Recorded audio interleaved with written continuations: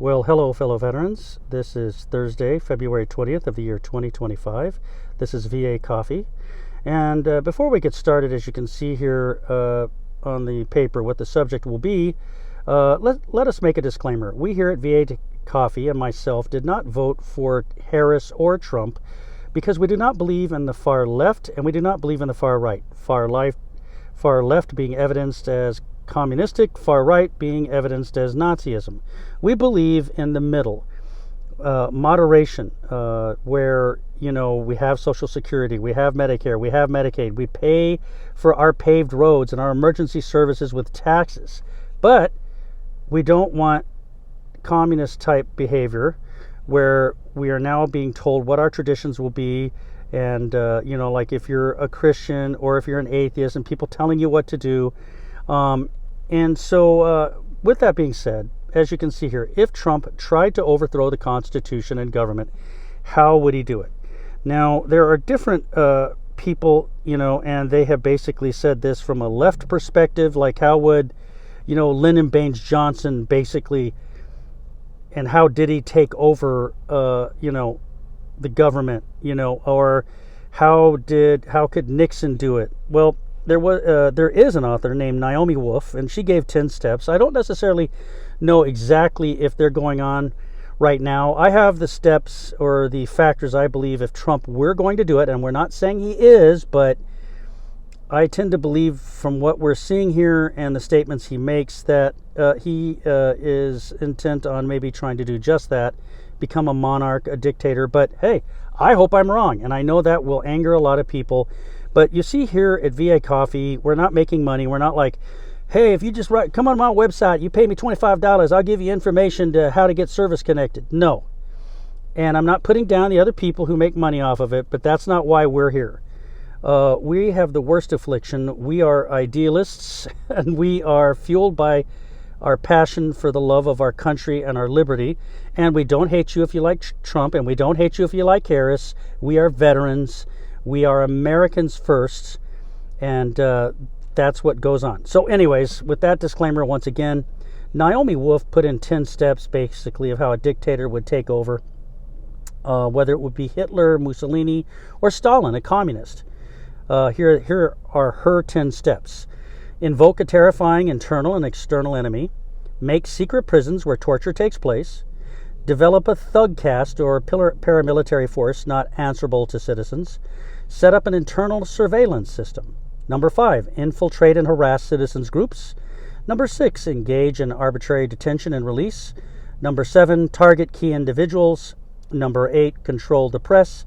Number 9, cast criticism as espionage and dissent as treason. Subvert the rule of law. So she's got some good works out there too. I will put a link on her stuff. She was big during the Bush administration and what was going on with the occupation over there of Iraq. And so I myself, I'm just going to let you know, I went to Iraq, went to the Middle East several times. And that will be for other videos, but I believed in the occupation of Afghanistan. I believed in going after bin Laden, but I think Iraq was produced just to get their oil and their resources. And now you have to look at how strengthened Iran is by not having their rival there. Now, that being said, I also have my own key points, and I have written them down. So more specific to Trump, let's see. Let me start with A of what I've written down. Firing heads of U.S. agencies, replacing these agency heads with lackeys. Loyal to him and not to the Constitution, i.e. then using military against the people. B, by eroding faith and belief in our U.S. federal government. C, by replacing leadership in military with lackeys loyal to him. Oh, I think I already said that. Well, not the U.S. Constitution. Okay, I might have done that, a double one on that one. D, by using militias and in all 50 states. E, by ignoring the Article 3 judiciary and thus making it irrelevant, a rubber stamp, so to speak. F, by the use of political blacklists. G, by arresting his enemies outright or on, no pun intended, trumped up charges. Could use an action, say, like the Night of the Long Knives. H, by false flags, therefore having an excuse to declare a national emergency and declaring martial laws. I, with help from foreign intervention, maybe Russia. J, by classic terrorist actions such as taking over police, radio, television stations. K, by dividing and conquering the American people, i.e. fomenting hate of the other. L, disunion on the part of those who believe in the republic, i.e. those on the left attacking each other and the political moderates. M, inaction from those who hate the American republic, albeit for different reasons in Trump. So people who already hate America, maybe on the far left and really on the far right, despising it. N, by using the Article 1 Congress as a rubber stamp like Caesar did. O, by using elected and appointed state, county, city, town officials, etc., and by bribing and pardoning some of these people that are his opponents. But I think that should be a whole separate one. Let's call that P. Bribing basically your opponents. That's a good one. Q, by using his skills as a person with narcissist personality disorder. Q, by using the demon within him. Now that's my own little personal touch there, because yes, somebody accused me of smoking too much wacky tobacco. I don't do that.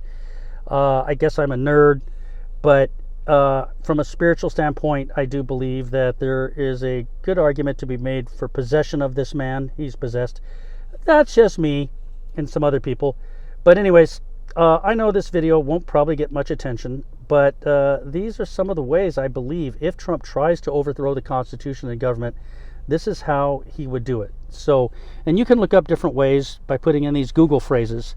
I personally like the factors I have put in a little bit more than Naomi Wolf's, only because I've made it more specific to the present occupant of the White House. And again, this is not just picking on President Trump, and if you're saying, oh, this is just to go after conservatives, actually no, because the left does not like what I have to say either, as a veteran, because Lyndon Baines Johnson, Vietnam, and well, there's that thing on November 22nd, 1963, and I don't know what YouTube will do if I say too much. By the way, he was a Democrat too. So anyways, the price of liberty is eternal vigilance. We veterans are in the middle, and I don't think we should be bribed off, and I don't think we should be taking sides with communism or Nazism. I think we should be standing for America first, because those who truly believe in America first will only be extreme in the defense of our constitutional republic. What is it that Goldwater said? Extremism in the defense of liberty is no vice, or something like that. But so there you go. I even quoted I know I messed up the quote by Mr. Goldwater, the late Senator Goldwater, but there you have it. Please, I leave you with this. Don't be hating.